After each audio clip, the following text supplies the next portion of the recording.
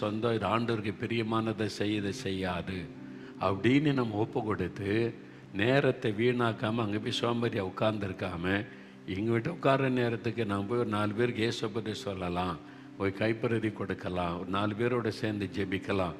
அதில் பிஸியான உடனே பாருங்கள், அது பிறகு ஃப்ரெண்ட்ஸ் வருவாங்க சிலரும், நாங்களும் அங்கே போகிற வரீங்களாண்ணா, இல்லை எனக்கு வேறு வேலை இருக்குது, ஐ எம் பிஸி, சாரி அப்படின்னு சொல்லிடுறாரு.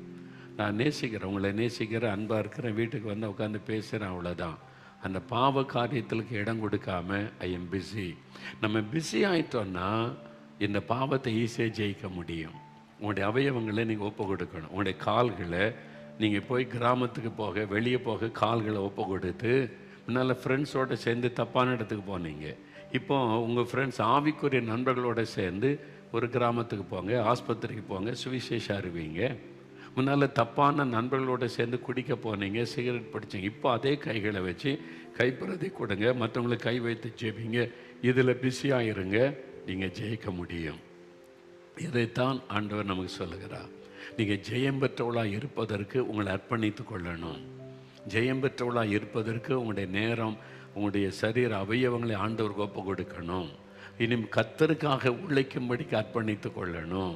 சோம்பேறியாக உட்கார்ந்துடக்கூடாது. சோம்பேறியாக உட்கார்ந்தாலே கொஞ்சம் கொஞ்சமாக பிசாசு நுழைஞ்சு உங்களை டைவர்ட் பண்ணிடுவான். அதனால் இன்றைக்கி சொல்லணும், ஆண்டவரே என் அவயவங்களை ஜீவ பலியாக ஒப்பு கொடுக்குறேன். முதல்ல பலிபீடத்தை அக்னினால் என்னை சுட்டெரியும். 2வது, இதே அவயவங்களை உமக்காக பயன்படுத்த ஒப்பு கொடுக்கிறேன். மற்றவர்களுக்கு நன்மை உண்டான காரியத்துக்கு பயன்படுத்த ஒப்பு கொடுக்கிறேன்.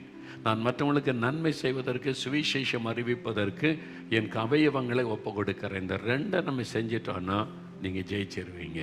இன்றைக்கி ஒப்பு கொடுக்குறீங்களா?